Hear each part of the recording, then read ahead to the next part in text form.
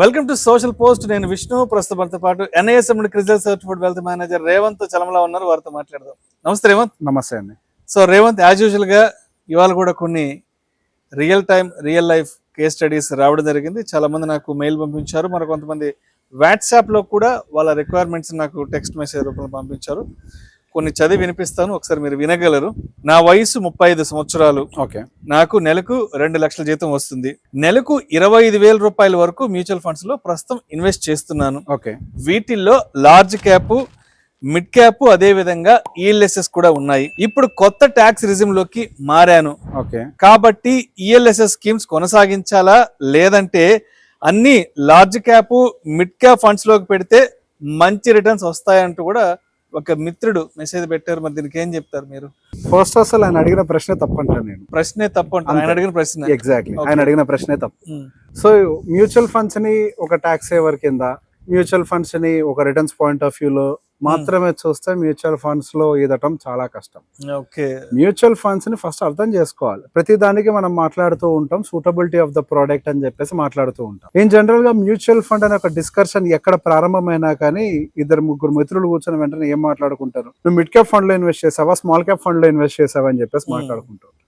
ఇక్కడ నాకు ఒక కళ ఉంది. నేను రోడ్డు పక్కన నుంచొని మాట్లాడుతున్నా, ఆ పక్క నుండి ఎవరు మాట్లాడుకుంటున్నా కానీ మ్యూచువల్ ఫండ్ గురించి, ఇక నుంచి వాళ్ళు మాట్లాడాల్సిన విధానం ఏంటి అని అంటే, మీరు ఏ ఇన్వెస్టింగ్ ఫిలాసఫీలో పెట్టుబడి పెట్టారు అని.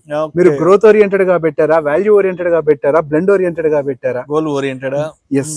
సో మాట్లాడే విధానం కూడా మారాలి. ఇప్పుడు మనం ఆలోచించే విధానాన్ని బట్టే మనకు వచ్చేటువంటి రిటర్న్స్ డిపెండ్ అయి ఉంటాయి, రైట్? సో ఇప్పుడు బేసిక్ ఏదో లార్జ్ క్యాప్ పెట్టారు అని అంటే, ఫస్ట్ అసలు లార్జ్ క్యాప్ అది ఏ థీమ్ తోటి రన్ అవుతుంది. కొన్ని లార్జ్ క్యాప్స్ ఏమో ఫోకస్డ్ గా కేవలం 20-30 స్టాక్స్ తోటి రన్ అవుతూ ఉంటాయి. వాళ్ళు కేవలం గ్రోత్ ఓరియంటెడ్ స్టాక్స్ ని కొంతమంది పిక్ చేస్తారు, కొంతమంది ఓన్లీ వాల్యూ ఓరియంటెడ్ పిక్ చేస్తారు, కొంతమంది ఓన్లీ బ్లెండ్ ఓరియంటెడ్ పిక్ చేస్తారు, కొంతమంది ఎకనామిక్ డ్రివెన్ పిక్ చేస్తారు.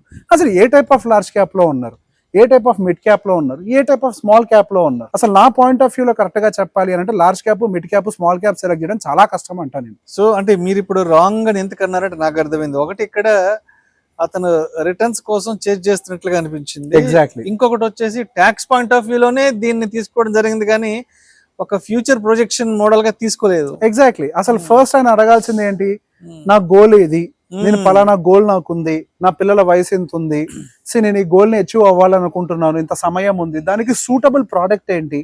నేను ఫండ్ పేరు నేను చెప్పలేకపోవచ్చు, మేబీ మీకు ఆర్బిట్రా సూట్ అవుతుందా, లేకపోతే హైబ్రిడ్ సూట్ అవుతుందా, కన్జర్వేటివ్ హైబ్రిడ్ సూట్ అవుతుందా, ఇంతవరకు మనం మాట్లాడుకునే ఫెసిలిటీ మనకు ఉంటుంది అంతవరకు. ఇక్కడ ఏమవుతుంది అసలు ఫస్ట్ ఎప్పుడైనా సరే, ఇప్పుడు లార్జ్ క్యాప్ ఉంది, growth oriented large cap, momentum oriented large cap అనుకోండి, అది సెక్యూర్డ్ గా ఉండాలి, నాకు ఎక్కువ వాలటిలిటీ ఉండకూడదు అన్నట్టు కుదరదు. మొమెంటమ్ బేస్డ్ పిక్ చేసేటువంటి లార్జ్ క్యాప్స్ లో కూడా కొంత మొమెంటమ్ ఎక్కువ ఉంటుంది కాబట్టి డౌన్ సైడ్ కూడా కొంత రిస్క్ ఉంటుంది. సో బేసిక్ గా మీకుండేటువంటి ఐడియాలజీని బేస్ చేసుకొని ఫండ్ మేనేజర్ ఐడియాలజీ సూట్ అయిందా లేదా అనేది మనం చెక్ చేసుకోవడం చాలా అవసరం. మీరు అది చూడకుండా జస్ట్ నేను లార్జ్ క్యాపా మిడ్ క్యాపా అంటే డెఫినెట్ గా అవి రిటర్న్స్ అనేవి డెలివర్ చెయ్యవు. సో ఇందాక నేను చెప్పిందని ఒకసారి కంటిన్యూ చేస్తాను. అన్నిటికంటే నా దృష్టిలో డిఫికల్ట్ టాస్క్ ఏంటంటే లార్జ్ క్యాపా, మిడ్ క్యాపా, స్మాల్ క్యాపా, ఈ మూడిట్లో ఏం పెట్టాలని పిక్ చేయడం అనేది చాలా కష్టం. అసలు ఫస్ట్ లార్జ్, మిడ్, స్మాల్ అనేది మినిమం అంటే ఒక మోడరేట్ నాలెడ్జ్ అని ఉండాలి. బేసిక్ నాలెడ్జ్ ఉన్న వాళ్ళ కోసం లార్జ్, మిడ్, స్మాల్ సూట్ కాదు. మార్కెట్ లో ఎప్పుడు కూడా క్యాపిటలైజేషన్ బేస్డ్ సైకిల్ కూడా జరుగుతూ ఉంటుంది.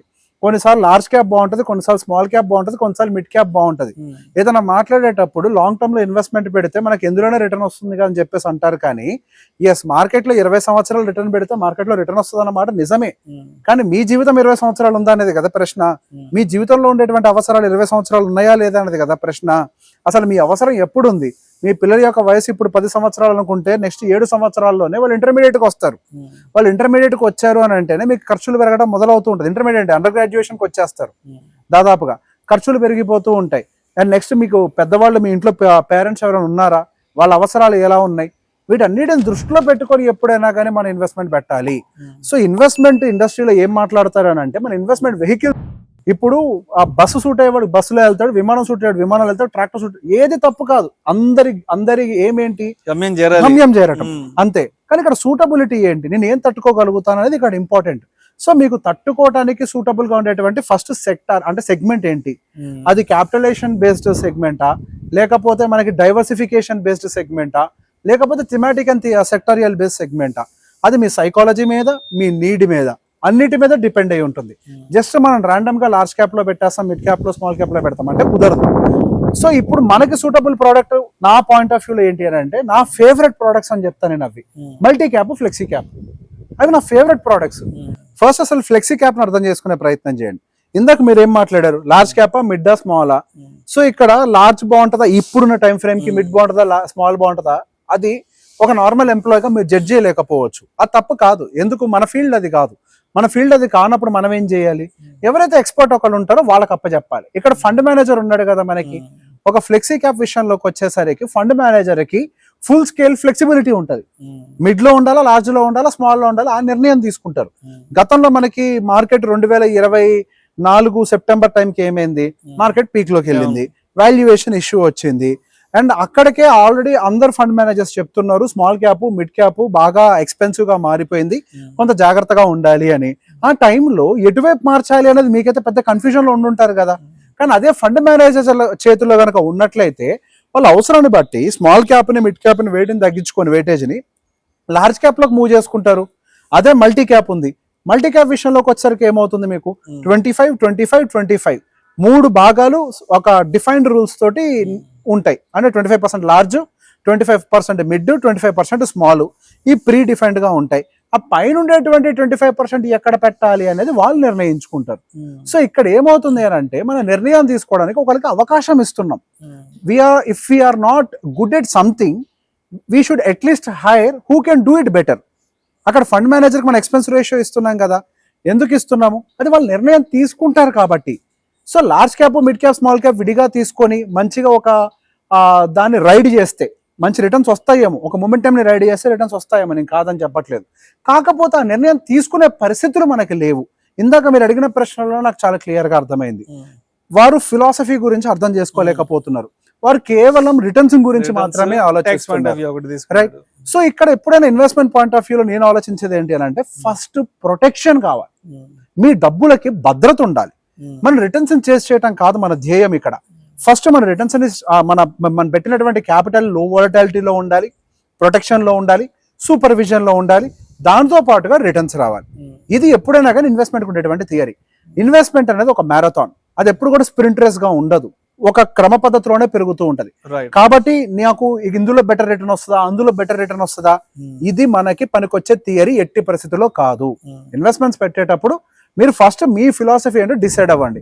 నేను గ్రోత్ ఓరియంటెడ్ పర్సన్, నేను రిస్క్ ఎక్కువ తీసుకోగలుగుతాను, మొమెంటం ఉన్నా పర్లేదు, నాకు వాలటాలిటీ ఉన్నా పర్లేదు, నా మైండ్ సెట్ దాన్ని అడాప్ట్ చేసుకుంటుంది అనుకోండి, ఎస్ మీకు ఇన్వెస్ట్మెంట్ ఫిలాసఫీ ఉంటుంది ప్రతి ఫండ్కి. మీరు క్లీన్ గా దాన్ని చదువుకోండి, గ్రోత్ ఓరియంటెడ్గా వెళ్ళండి. లేదు నేను రిస్క్ తీసుకోలేను, నాకు ఎక్కువ వాలటాలిటీ ఉంటే నా మైండ్ స్టేబుల్ గా ఉండదు, నేను ప్రతిదానికి పానిక్ అయిపోతాను అన్న కండిషన్ మీకు ఉందనుకోండి, అప్పుడు మీరు ప్రాపర్ గా లైక్ మీరు వాల్యూ ఓరియంటెడ్ తీసుకోండి ఫిలాసఫీని, లేదా బ్లెండ్ ఓరియంటెడ్ అనుకుంటుంది. సో మీ మైండ్ ఏంటి దాన్ని ఫస్ట్ అర్థం చేసుకోండి. దాన్ని అర్థం చేసుకోకుండా మ్యూచువల్ ఫండ్ లో ఏ ఫండ్ పడితే ఆ ఫండ్ మీరు తీసుకుంటే దాన్ని మీరు హ్యాండిల్ చేయడం కష్టం అవుతుంది. సో ప్రతి ఒక్కటి మన సైకాలజీకి లింక్ అయి ఉంటుందని చెప్తూ ఉంటాం. మనకు ఒక రిటర్న్ అంటూ జనరేట్ అవ్వాలి అని అంటే ఫస్ట్ మన సైకాలజీ దానికి ఇన్లైన్ అయి ఉండాలి ఆ ఇన్వెస్ట్మెంట్ కి.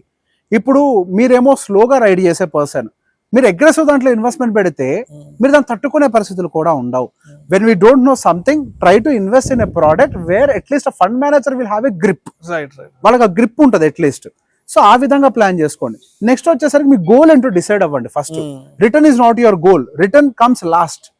రిటర్న్ అనేది మార్కెట్ బేసిస్ మీద డిపెండ్ అయి ఉంటది. సరే అటో ఇటో plus or minus 1 or 2% average గా అటో ఇటో వస్తుంది, అది పెద్ద విషయం ఏం కాదు. ఫస్ట్ అసలు మీ గోల్ ఏంటి, మీ పేరెంట్స్ పరిస్థితులు ఏంటి, వాళ్ళ ఆరోగ్యానికి ఏదన్నా సమస్యలు ఉంటే దానికి కావాల్సినటువంటి డబ్బులు మీ దగ్గర ఉన్నాయా లేదా, ఫస్ట్ దాన్ని డిసైడ్ అవ్వండి. మీ పిల్లల యొక్క పరిస్థితి ఏంటో అర్థం చేసుకోండి, వాళ్ళ ఎడ్యుకేషన్ ఎక్కడుందో తెలుసుకోండి, అంటే వాళ్ళకి ఏ టైంలో వస్తుంది, ఇంకో 10 సంవత్సరాలు హైయర్ ఎడ్యుకేషన్స్ రాబోతున్నాయి, అది రీచ్ అవ్వడానికి మీకు ఎంత టార్గెట్ ఉంటుందో ఐడెంటిఫై చేసే ప్రయత్నం చేయండి. దాని బేసిస్ మీద అప్పుడు మీకు ఎంత రిటర్న్ రావాలో కూడా మీకు డిటర్మైన్ అయిపోతుంది.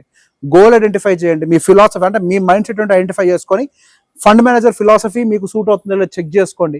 ఇవేమి చెక్ చేయకుండా జస్ట్ ఇన్వెస్ట్మెంట్ పెడితే మనకి రిటర్న్స్ అనేవి రావు. ప్రాబ్లం ఏంటి అని అంటే మార్కెట్లో రిటర్న్స్ వస్తాయి, ఆ రిటర్న్స్ వచ్చేంత కాలం మీరుంటారు అనేది ఇక్కడ పెద్ద ప్రశ్న. రైట్. సో మొత్తానికి ఏ ఇన్వెస్ట్మెంట్ అయినా సరే దానికి ఫస్ట్ ఒక స్పెసిఫిక్ గోల్ అనేది సెట్ చేసుకోవాలి, అంతేగాని ఈ ఇయర్ రిటర్న్స్ ఎంత వస్తాయి, నెక్స్ట్ ఇయర్ రిటర్న్స్ ఎంత వస్తాయో, 5 years తర్వాత ఎంత వస్తాయో రిటర్న్స్ కోసం చేస్తే మాత్రం రిటర్న్స్ రావు. వర్కౌట్ కాదు మీకు, వర్కౌట్ గా సూట్ కాదు. మార్కెట్ ఉంటది కానీ అప్పటిదాకా మీ అవసరాలు. Thank you so much Revanth. Most welcome sir.